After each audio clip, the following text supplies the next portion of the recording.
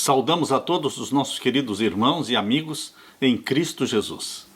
Aqui estamos para o estudo da lição número 3, preparando-se para a mudança. Vamos orar ao nosso Deus. Pai querido que estás nos céus, na tua presença estamos, buscando intimidade contigo, buscando saber a tua vontade para a nossa vida, deixando-nos dirigir.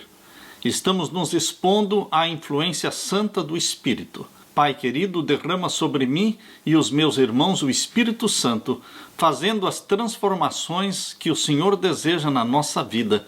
Em nome de Jesus. Amém. Deus quer fazer mudanças na nossa vida. A vida do cristão é de constante mudança, porque Deus nos aceita do jeito que estamos. Mas Ele não nos deixa do jeito que estamos.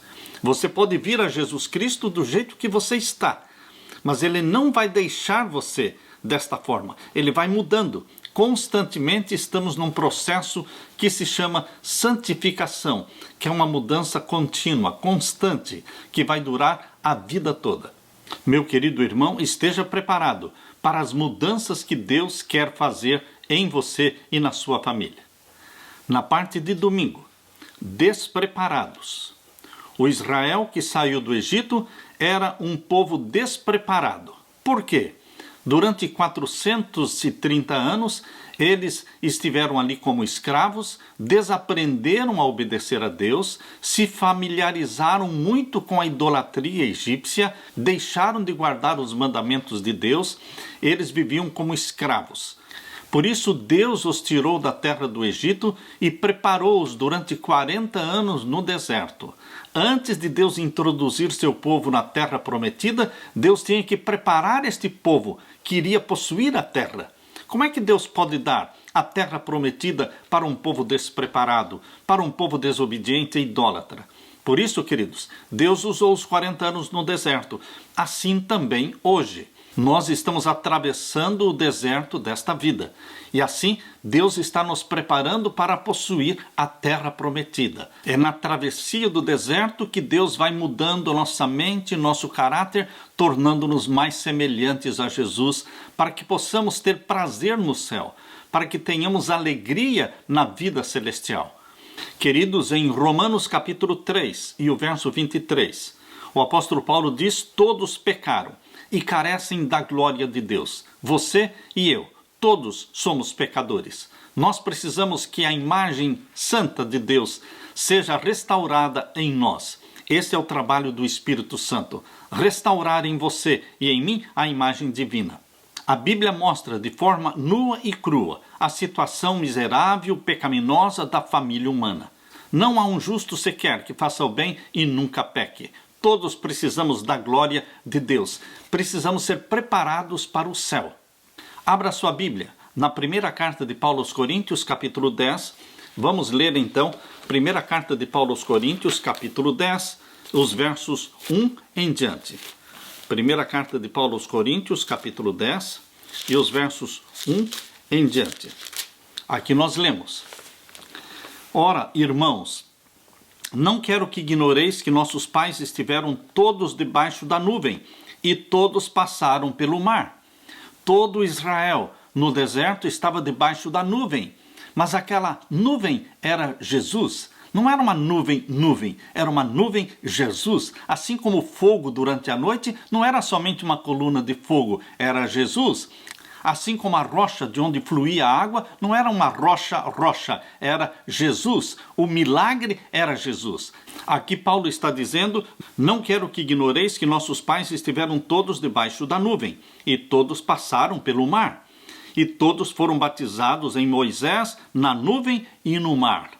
E todos comeram de um mesmo manjar espiritual, que é o maná. O maná também era um milagre. O maná que comiam, a água que bebiam, tudo era resultado do milagre de Deus. Aqui diz claramente o capítulo 10, verso 4. E beberam todos de uma mesma bebida espiritual, porque bebiam da pedra espiritual que os seguia, e a pedra era Cristo. A Bíblia diz: a pedra era Cristo. Não é somente de uma forma simbólica. Realmente, Cristo é a pedra, de onde flui a água da vida. Cristo é o maná, é o maná que descia do céu. E também aqui diz que esta pedra espiritual os seguia. Onde quer que o povo de Israel ia, caminhando através do deserto, lá estava a rocha de onde fluía água. Queridos, eles bebiam água diariamente. Embora a Bíblia relate somente uma ou duas vezes a história da rocha de onde fluía água, isto não quer dizer que o milagre aconteceu somente 2 ou 3 vezes. Queridos, diariamente eles bebiam da água. O caminho por onde a nuvem os conduzia, ali eles encontravam a rocha, que é Cristo, fluindo água para que eles bebessem, porque a rocha os seguia. E aqui diz no verso 6, e estas coisas foram-nos feitas em figura, para que não cobicemos as coisas, mas como eles cobiçaram. Não vos façais, pois, idólatras como alguns deles, conforme está escrito, o povo assentou-se a comer e a beber e levantou-se para folgar. Queridos, no passado, o povo se assentou para comer e beber e levantou-se para folgar, para dançar, para fazer festa. E não nos prostituamos como alguns deles fizeram e caíram em um dia 23 mil. Queridos, a prostituição, a imoralidade sexual era um pecado no meio do povo de Deus, lá no deserto, e também é um pecado no meio do povo de Deus em nossos dias. Muitos continuam se prostituindo, como alguns deles fizeram, e aqui diz que em um dia caíram 23 mil, foram mortos em um dia, porque Deus abomina o pecado. Deus é o mesmo, Deus não muda. O Senhor Deus não muda, diz em Malaquias capítulo 3 e o verso 6. E o verso 9 diz, e não tentemos a Cristo como alguns deles tentaram, e pereceram pelas serpentes. E o verso 10, e não murmureis. Ah, queridos, Deus odeia a murmuração. Deus odeia. Nós não deveremos criticar, murmurar, reclamar. Nós deveremos ser gratos a Deus pelo que temos. Foi por causa da murmuração, da reclamação, que Deus fez com que aquele povo voltasse para o deserto e vagueasse pelo deserto 40 anos, até que todos os murmuradores, reclamadores, resmungões caíssem no deserto. Queridos, Deus odeia a murmuração, por isso diz aqui, não murmureis, ou seja, não vivam reclamando, como também alguns deles murmuravam e pereceram pelo destruidor. Ora, tudo isto lhes sobreveio como figuras e estão escritas para aviso nosso, para quem já são chegados os fins dos séculos. Tudo o que foi escrito da história do povo de Israel, uma história nua e crua, não escondendo os fracassos nem os sucessos, mas contando a história de forma transparente e honesta. Tudo isso foi registrado para o nosso ensino, para que aprendamos com a lição deles, para que aprendamos com os erros deles. E aqui diz o verso 12, aquele, pois, que cuida estar em pé, olhe, não caia. Queridos, Deus não quer que você caia, mas se você cair, a mão de nosso Deus se estende para levantá-lo da queda. O justo cai, mas ele se levanta. Como diz em Salmos 37 e o verso 24. Ainda que caia, não ficará prostrado, pois o Senhor o sustém com a sua mão. Ainda que você caia, não ficará caído. Deus o levanta, Deus levanta o seu rosto, Deus restaura a sua fé. Queridos, aqui diz na primeira carta de Paulo aos Coríntios, capítulo 10, e o verso 13. Não veio sobre vós tentação senão humana. Não diga, estou sendo tentado demais. Não diga, essa tentação é muito forte, não dá para vencer. Não diga, porque a palavra de Deus diz, não veio sobre você tentação que não fosse humana. Você é humano e as tentações que Deus permite que venham sobre você são humanas. Em outras palavras, tentações que podem ser vencidas, porque em Jesus Cristo somos mais do que vencedores. Aqui diz, mas fiel é Deus, que vos não deixará tentar acima do que podeis suportar. Deus pesa, Deus mede, Deus limita as tentações para que você não seja esmagado pelas tentações, para que você não venha dizer, eu fui tentado de uma forma exagerada. Queridos, Deus limita as tentações, porque Ele quer que você vença. A tentação é para nos purificar. As tentações são permitidas para nos provarem. E aqui no verso 13 diz, Antes, com a tentação, dará também o escape para que a possais suportar. Jesus Cristo abre a porta para que você saia vitorioso de cada tentação. Satanás nos tenta, porém ser tentado não é pecado. Pecado é ceder à tentação. E o pecado é um ato voluntário da alma. Você decide ceder à tentação. Ou você decide vencer a tentação pelo poder de Jesus Cristo, pelo poder do Espírito Santo que em você habita. Meu querido, a história de Israel, escrita na palavra de Deus, foi escrita para o nosso ensino, para que sejamos vitoriosos. Deus quer desenvolver hoje, neste mundo, um grupo, um time de homens e mulheres, de vitoriosos, que sejam fiéis a Deus como a bússola é fiel ao polo. Diz a serva de Deus, no livro Educação, na página 57, ela diz: a maior necessidade do mundo é de homens e mulheres, que não se comprem nem se vendam. Homens que no íntimo do coração sejam verdadeiros e honestos. Homens que não temam chamar o pecado pelo seu nome exato. Homens cuja consciência seja tão fiel ao dever como a bússola o é ao polo. Homens que permaneçam firmes pelo que é reto, ainda que caiam os céus. Livro Educação, página 57. Deus quer homens e mulheres verdadeiros, honestos, santos. Ele quer escrever na sua testa, meu irmão, santidade ao Senhor. A palavra de Deus diz que Deus quer nos provar nas finanças. Atos capítulo 5, versos 1 até o verso 10. Conta a história de Ananias e Safira. Eles caíram na questão das finanças. Eles prometeram dar a Deus e não deram a Deus o que foi prometido. Queridos, o santo dízimo pertence ao Senhor.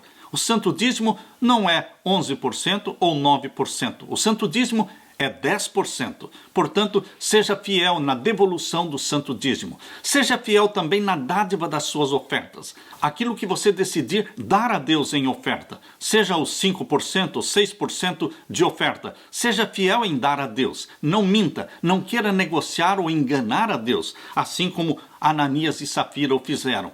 E em Gênesis capítulo 16, versos 1, 2, 5 e 6, aqui conta a história de Abraão. Abraão cedeu ao pedido de Sara para que tivesse relação sexual com Agar e tivesse de Agar um filho. Queridos, Abraão não consultou a Deus neste particular. Se Abraão tivesse consultado a Deus, Deus teria dito a ele: não faça isso. Creia, tenha fé. O filho que eu hei de dar para você e para Sara virá do ventre de Sara e não de Agar.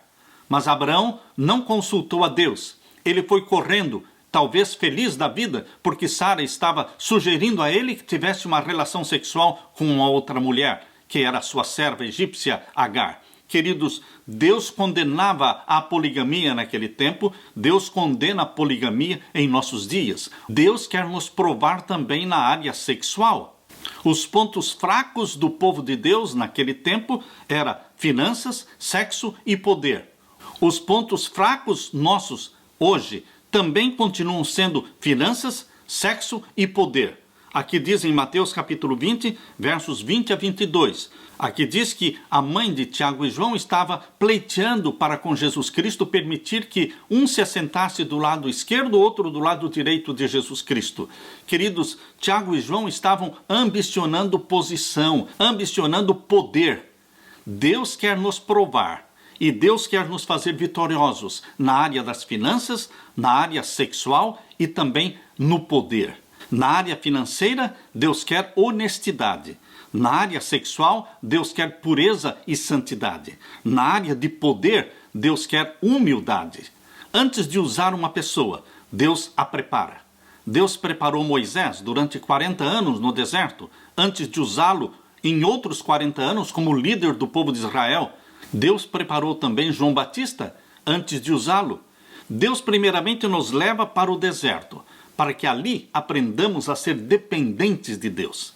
Depois que Jesus foi batizado, Mateus capítulo 4, verso 1 diz: tendo sido Jesus batizado, o Espírito Santo o conduziu para o deserto, para ser tentado pelo diabo. Queridos, Deus conduziu Moisés, Deus conduziu João Batista, Deus conduziu Jesus Cristo, sempre levando-os para o deserto, porque no deserto nós aprendemos a ser dependentes de Deus, comer das mãos de Deus, confiar na proteção de Deus, na providência de Deus. Você e eu estamos atravessando o deserto em direção à nova terra, ao novo céu, a terra que mana leite e mel. São anos de preparo, restaurando em você, implantando em você a mente santa de Jesus Cristo, o caráter santo de Jesus Cristo, restaurando em você e em mim a glória divina. Aleluia! Na parte de segunda-feira, preparando-se para o casamento. Queridos, hoje nós percebemos que as pessoas querem se casar, mas não se preparam para o casamento. Os homens não trabalham, os homens muitas vezes não têm nem mesmo emprego, eles não têm reservas para o casamento, mas querem se casar. O costume bíblico no Antigo Testamento era que o homem tinha que ter um dote, pagar um dote pela esposa com quem ele ia se casar. O dote mencionado na Bíblia tinha como propósito mostrar e provar que aquele noivo estava apto para se casar, que ele era trabalhador, que ele tinha condições de manter a família, tanto é que ele estava pagando o dote pela esposa que estava recebendo. Queridos, infelizmente hoje não se fala mais do dote. E as pessoas se casam sem ter nada. Sem ter casa para morar, sem ter mobília na casa, sem ter emprego, sem ter reservas, sem ter condição financeira nenhuma. A primeira instituição humana criada por Deus foi o casamento. Isto ocorreu no 6º dia da semana da criação. Jesus disse: por isso deixa o homem, pai e mãe, e se une à sua mulher, tornando-se os dois uma só carne. Gênesis 2, 24. Esse texto é repetido novamente em Mateus capítulo 19, verso 5, em Marcos capítulo 10, verso 7, e em Efésios capítulo 5, verso 31. Isso mostrando que Deus faz questão, sim, de que você, homem, não venha morar na casa do papai e da mamãe, mas que você, quando pensa em casar, que você tenha a condição de morar numa casa separada com a sua esposa, formando uma nova família. Eu dou graças ao meu Deus, porque quando me casei com a Leila, nós tínhamos somente 21 anos de idade.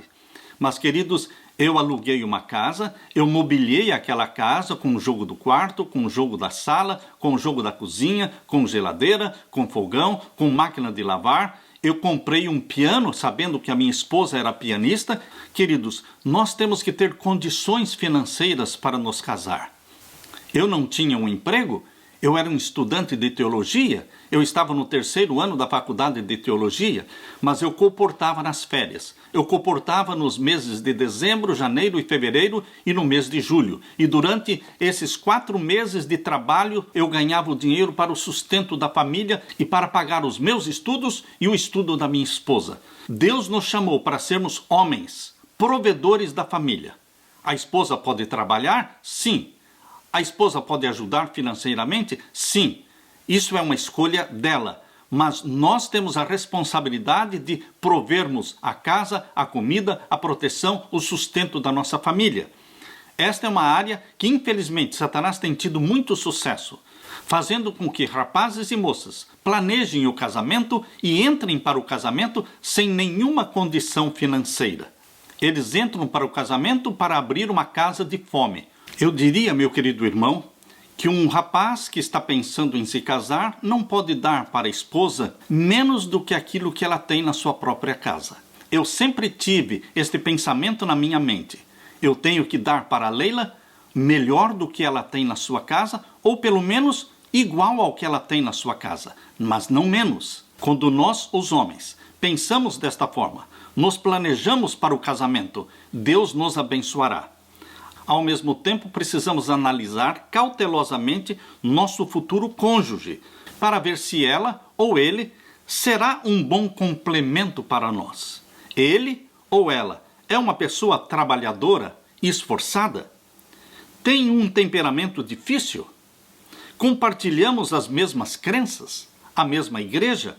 O que minha família e os meus amigos pensam do meu futuro cônjuge? Estou confiando na razão ou apenas em meus sentimentos? As respostas para estas perguntas podem significar um relacionamento feliz, um casamento feliz ou uma vida de inteira tristeza.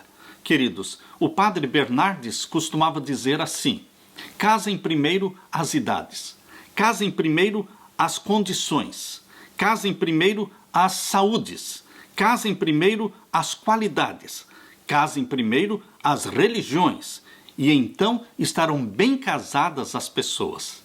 Uma vez, Ellen White escreveu uma mensagem especial para um jovem casal de 21 anos de idade, casados há 3 meses. Vejam os conselhos que ela deu para este jovem casal. Vivam para a glória de Deus. Sejam afáveis, bondosos, corteses um com o outro. A felicidade de vocês consistirá em terem confiança em Deus e em procurarem tornar feliz um ao outro. Exerçam domínio próprio. É tão fácil proferir irrefletidamente palavras que magoam e ferem. Não se atrevam a zombar dos sentimentos um do outro. Pratiquem a paciência. Incentivem o amor. Disciplinem-se para vigiar sobre toda palavra e ação. E estudem como podem ser uma bênção um para o outro. Nunca façam de uma terceira pessoa o seu confidente. Sua vida particular é sagrada.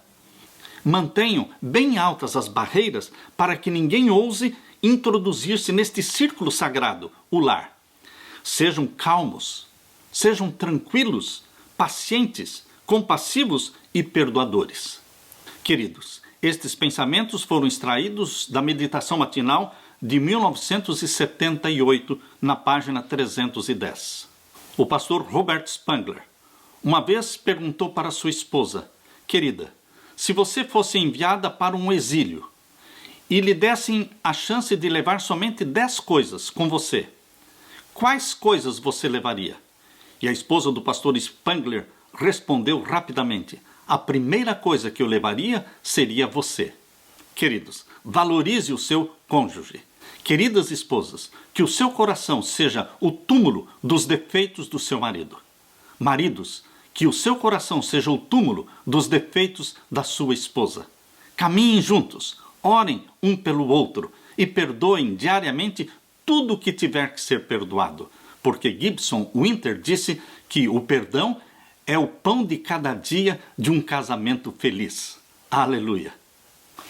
Na parte de terça-feira, paternidade e maternidade. Queridos, por que é que Deus planejou nos dar filhos, crianças? A verdade é que Deus nos educa através das crianças.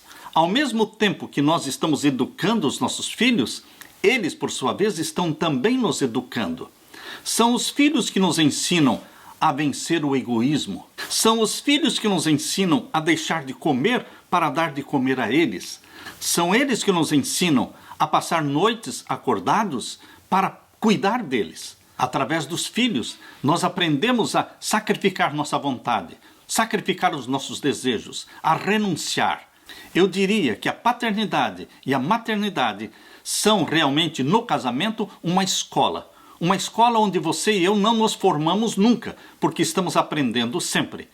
A Bíblia diz em Salmos 127, verso 4 e 5: como flechas na mão do guerreiro, assim os filhos da mocidade. Feliz o homem que enche deles a sua aljava. Queridos, feliz o homem que enche deles a sua aljava. Porém, queridos, cada filho que vai nascer, cada criança que vai nascer, tem que ser planejada. Teríamos condições de educá-la? Temos condições de alimentá-la?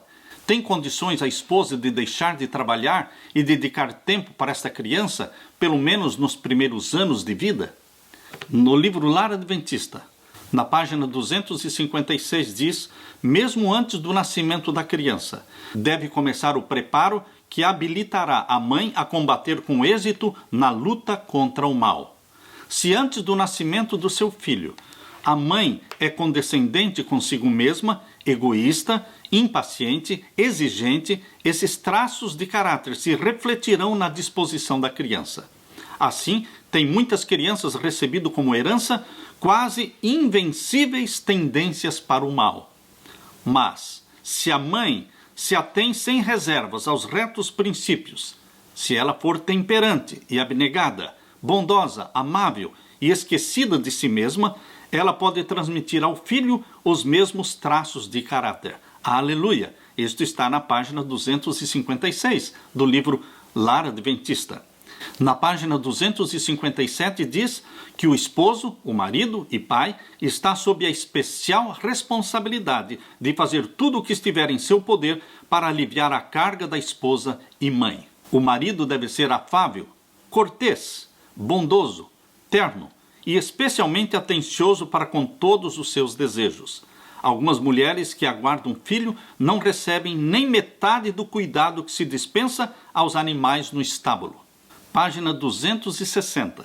Se a criança é nervosa e facilmente agitável, a conduta cuidadosa, tranquila, da mãe terá uma influência suavizante e controladora, e a saúde do infante poderá ser muito melhorada. Quanto mais sossegada e simples for a vida da criança, mais favorável será, tanto para o seu desenvolvimento físico como mental. A mãe deve buscar estar em todas as ocasiões serena, calma e na inteira posse de si mesma. A Bíblia nos ensina que os nossos filhos são a herança do Senhor. Nossos filhos vêm de Deus e eles devem ser consagrados e dedicados a Deus. Foi assim que eu fui dedicado ao Senhor quando eu nasci. Foi assim que eu dediquei o meu filho Anderson e a minha filha Evelyn ao Senhor Jesus Cristo quando eles nasceram. Dedicar os nossos filhos ao Senhor. Sejam eles para serem pastores ou sejam eles para seguir outra profissão liberal, mas eles pertencem ao Senhor. É responsabilidade dos pais dirigir a criança, conduzi-la nos hábitos de comer e beber, na hora de dormir e na hora de levantar. E na página 269, nós lemos: trabalhem igualmente os pais e as mães para a família com amor, até que possam ir a Deus com alegria e dizer: eis-me aqui com os filhos que me deu o Senhor. Aleluia. Na parte de quarta-feira, preparando-se para a velhice. Quais são os benefícios da velhice? Envelhecer não é bom, mas nós podemos tirar boas lições mesmo da velhice. A velhice representa uma vida de sofrimentos, de aprendizados e de amadurecimento. Uma vez, um pastor recém-chegado, era o seu primeiro sermão na igreja.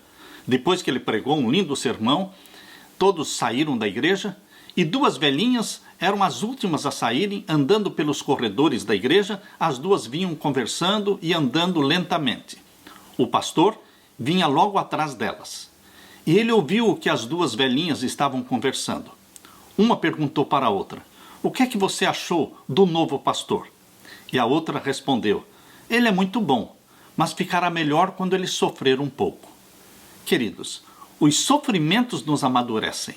Os sofrimentos nos ensinam a ser misericordiosos, mais sensíveis com o sofrimento dos nossos semelhantes. Quando nós somos jovens, nós somos muitas vezes duros com os outros. Eu fui assim quando jovem, eu era muito mais duro com os outros. Mas à medida que os filhos nasceram e os filhos foram crescendo e eu fui ficando mais velho, eu fui me tornando mais misericordioso, mais tolerante, mais sensível às necessidades e aos sofrimentos dos meus irmãos. Envelhecermos em comunhão com Jesus Cristo vai nos tornar gigantes na fé. Porém, queridos, quando as pessoas envelhecem sem Jesus Cristo, elas se tornam péssimas. Elas se tornam cada vez mais profanas, cada vez mais imorais. O envelhecimento em si não é sinônimo de amadurecimento e de santidade. Nós precisamos envelhecer com Jesus Cristo, envelhecer numa comunhão diária com Ele, e então nós chegaremos sim a uma semelhança maior com Jesus Cristo, a uma santidade maior, mais santo e mais santo ainda, assim como Deus quer.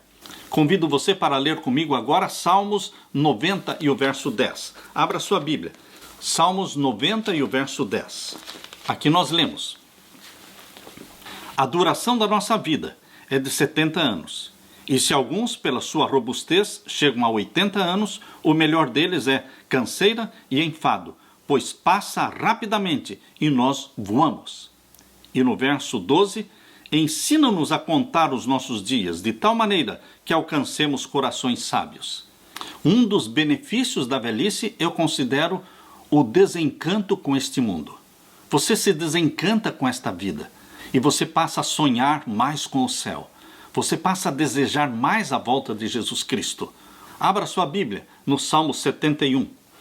Aqui nós lemos, a partir do verso 5, diz assim: Pois tu és a minha esperança, Senhor Deus, tu és a minha confiança desde a minha mocidade. Por ti tenho sido sustentado desde o ventre. Tu és aquele que me tiraste das entranhas da minha mãe, o meu louvor será para ti constantemente. Quando nós chegamos na velhice e olhamos para trás, nós podemos dizer, como o salmista falou, Tu és a minha confiança desde a minha mocidade. Quando olhamos para trás, vemos como Deus nos conduziu, como Deus nos sustentou, como Deus nos amparou e nos protegeu. E nós só podemos dizer, bendito seja o Senhor. E agora o verso 8 diz, encha-se a minha boca do teu louvor e da tua glória todo dia. Verso 9, não me rejeites no tempo da velhice. Esta era a oração de Davi na sua velhice. Esta também é a minha oração, agora que eu estou com 68 anos de idade. Eu costumo dizer, não me rejeites no tempo da minha velhice. Não me desampares quando se for acabando a minha força. Queridos, com os anos a força diminui, o cansaço é maior e nós nos tornamos mais e mais dependentes de Deus. Queridos, Deus ama quando nós nos tornamos dependentes dele. Quando a gente é jovem, a gente é muito independente, fazendo as coisas que dão na cabeça fazer.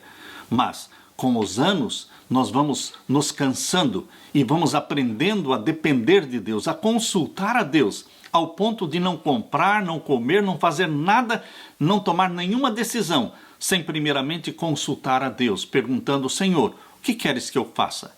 É assim que o Senhor deseja? É isso que o Senhor quer da minha vida? Por isso, aqui diz o salmista no verso 9, não me rejeites no tempo da velhice, não me desampares quando se for acabando a minha força. E no verso 18 nós lemos, agora também, quando estou velho e de cabelos brancos, não me desampares, ó Deus, até que tenha anunciado a tua força a esta geração e o teu poder a todos os vindouros. Queridos, feliz é o homem e feliz é a mulher que envelhece com o Senhor. Aqueles cujos cabelos brancos refletem uma vida de comunhão, um andar com Deus. Por isso, queridos, hoje, com os meus 68 anos de idade, eu posso dizer, eu conheço o meu Deus. Eu sei como Ele age. Eu sei como Deus reage. Eu sei qual é a vontade de Deus. A melhor maneira de envelhecer é confiar em Deus enquanto ainda somos jovens. E ainda o Salmo 71 destaca a paixão e o entusiasmo pela missão de Deus. Deus tem uma missão para você, na vida jovem e também na velhice.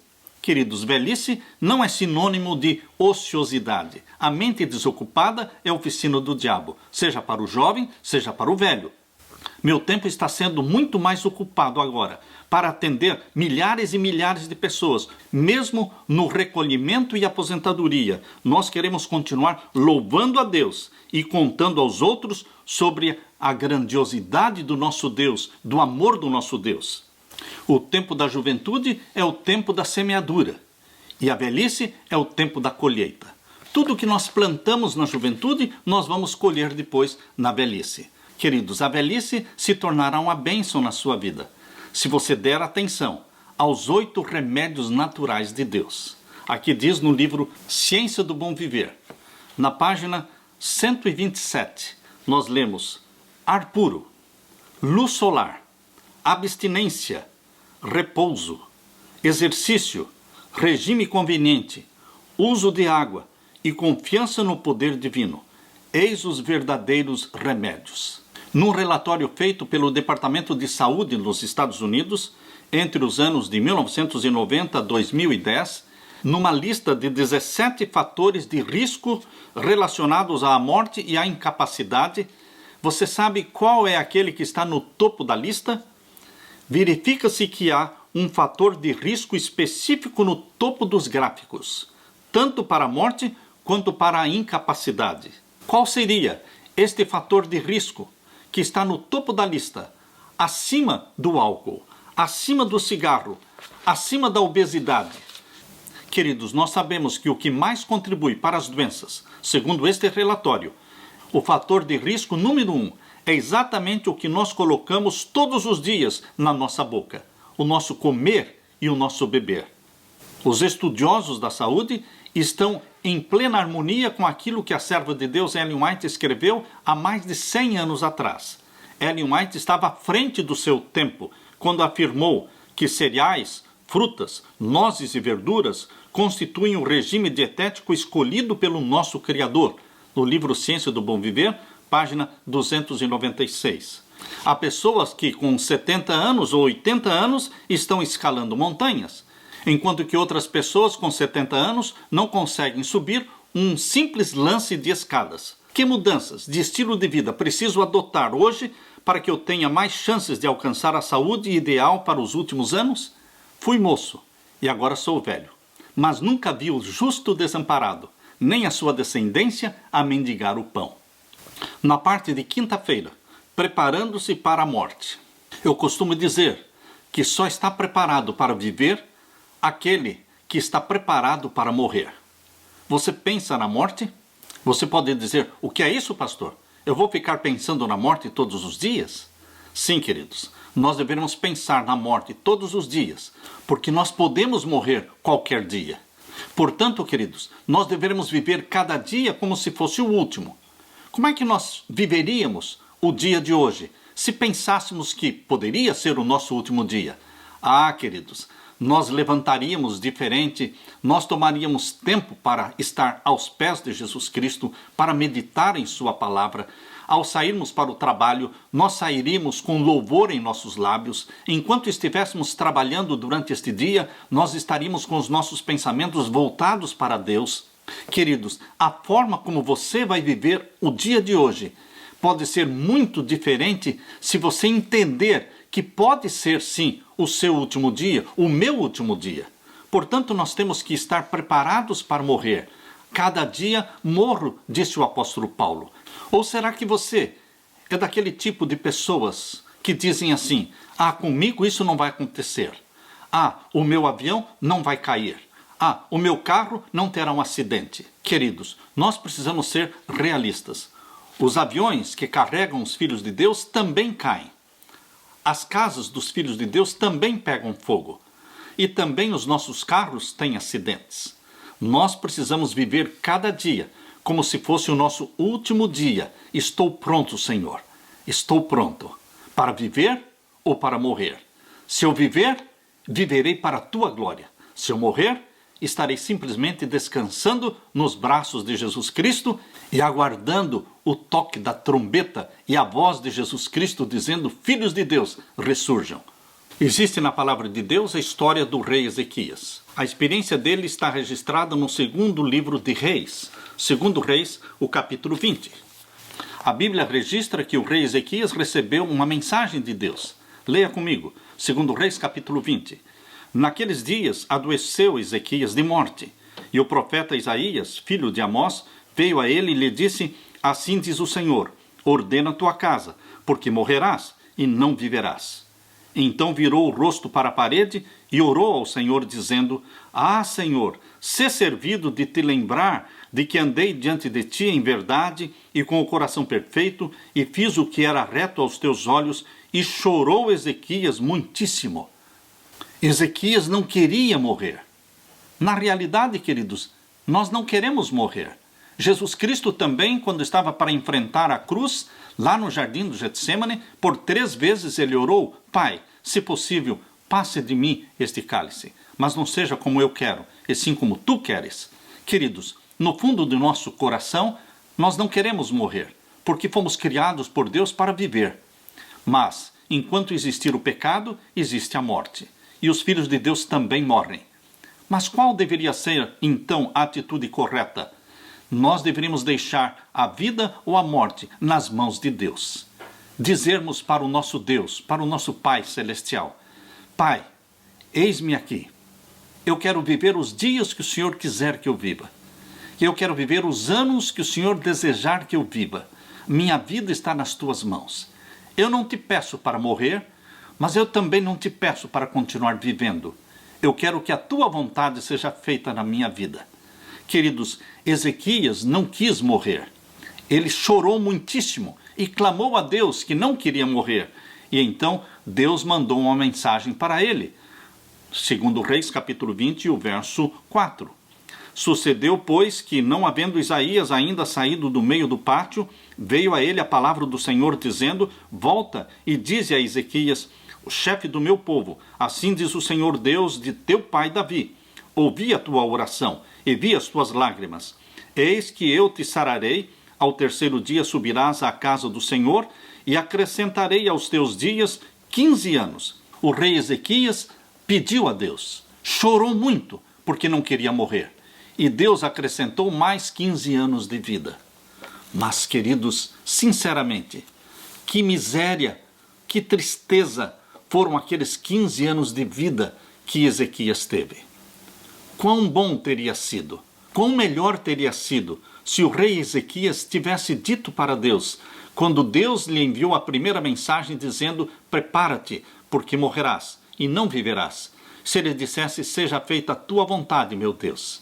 Eis-me aqui, para viver ou para morrer. Se eu viver, viverei para a tua glória.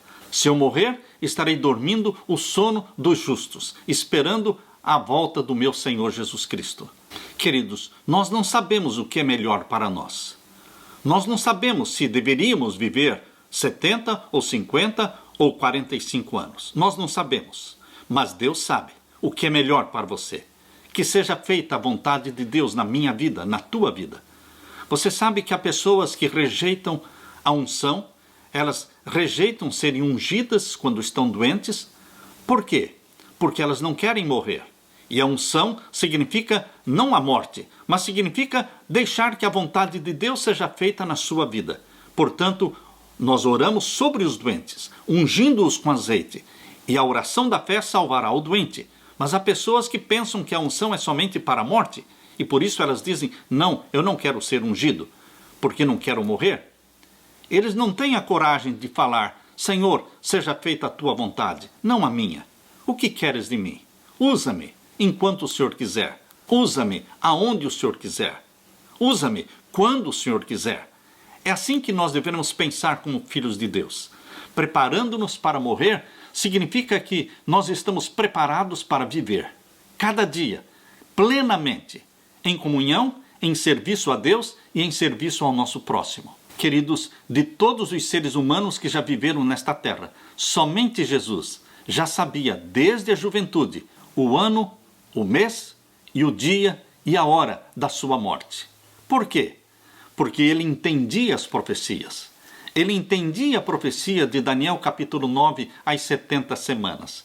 Ele sabia, conforme diz em Daniel capítulo 9 e os versos 24 a 27, que ele, Jesus Cristo, morreria sim na última das 70 semanas.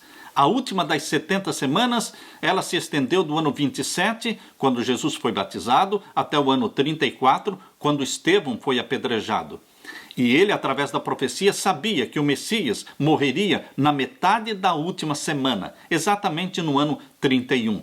Portanto, queridos, Jesus sabia o ano em que ele iria morrer, o ano 31, e também o mês de Nisan, porque no dia 14 de Nisan era o dia da Páscoa. Ele sabia, sim, que ele era o Cordeiro Pascal de Deus, o Cordeiro de Deus que tira o pecado do mundo, e que ele morreria no dia da Páscoa, do ano 31, na metade da última semana, das 70 semanas mencionadas em Daniel capítulo 9, verso 24. Queridos, sabiamente Deus ocultou de você e de mim o dia e a hora da nossa morte. Nós viveríamos certamente muito angustiados, muito ansiosos, se soubéssemos já com 20 ou 30 anos de antecipação o dia e a hora da nossa morte. Mas Jesus Cristo sabia, e assim mesmo ele viveu cumprindo a vontade do Pai. Viveu para servir o Pai e servir ao próximo. Ele disse: eu não vim para ser servido, mas para servir e dar a minha vida em resgate de muitos. Queridos, Moisés, embora não soubesse o dia e a hora da sua morte, Mas quando se aproximou o dia da sua morte, Deus o avisou. Deus pediu para que Moisés subisse o monte de Pisga. E lá em cima, Deus mostrou para ele a terra da promessa, a terra que manava leite e mel. E disse Moisés, você não vai entrar naquela terra prometida. Eu pedi para que você subisse a este monte, porque aqui você vai descansar. Eu vou colocar você para dormir. Deus avisou Moisés do que ele iria fazer. E Moisés, pacientemente e em submissão, ele disse, querido Pai Celestial, a tua vontade seja feita na minha vida. Queridos, Deus também falou com João Batista, lá dentro daquela prisão, que ele não sairia vivo dali, que ele seria decapitado. Mas João Batista disse, importa que Jesus cresça e que eu diminua. Queridos, Deus também falou para Paulo, quando se aproximava, sim, os últimos dias da vida de Paulo. Ele escreveu, abra sua Bíblia, e vamos ler na segunda carta de Paulo a Timóteo. Abra sua Bíblia. Segunda carta de Paulo a Timóteo, capítulo 4, verso 6 até o verso 8.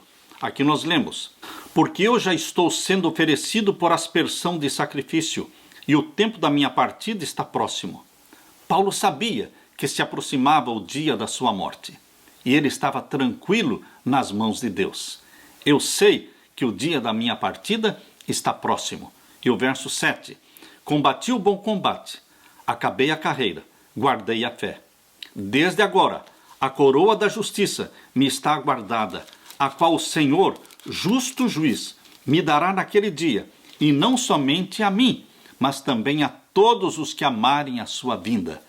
Queridos, como é bonito alguém que anda com Jesus Cristo, envelhece com Jesus Cristo, e Deus o avisa que está se aproximando agora o momento da sua morte. Queridos, isto se chama certeza de fé. Uma certeza inabalável de fé.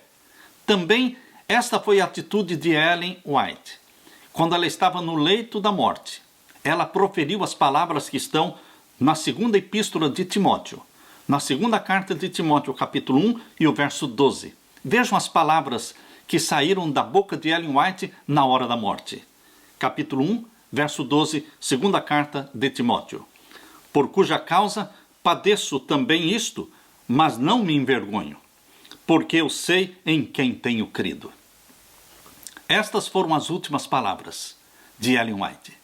Porque eu sei em quem tenho crido, e estou certo de que é poderoso para guardar o meu depósito até aquele dia. Como é diferente, querido irmão meu, como é diferente um filho de Deus, uma filha de Deus na hora da morte. Que descanso feliz, confiante no poder, na salvação. Mas quão diferente, queridos, é a atitude de uma pessoa que não andou com Deus, não viveu em comunhão com Deus, de um ateu. Vejam as palavras que foram proferidas por um ateu na cidade de Londres, na Inglaterra. Ele disse, vivi torturado pelas dúvidas, morro na incerteza, não sei para onde vou. E foram exatamente essas palavras que ele pediu para que fossem gravadas na lápide do seu túmulo. Vivi torturado pelas dúvidas, morro na incerteza, não sei para onde vou. Mas, queridos, você e eu, que somos filhos de Deus, podemos dizer, como Ellen White falou, como Paulo falou, eu sei em quem eu creio. E que Deus é poderoso para guardar o meu depósito. Que depósito? A minha e a sua salvação. A nossa coroa de ouro. A coroa da vitória. Ele é poderoso para guardar o nosso depósito até aquele dia. Que dia? O dia glorioso da segunda vinda de Jesus Cristo. Alegre-se com esta bendita esperança, meu querido irmão. Fique, portanto, com a paz de meu Senhor Jesus Cristo. Esta é a minha oração. Amém.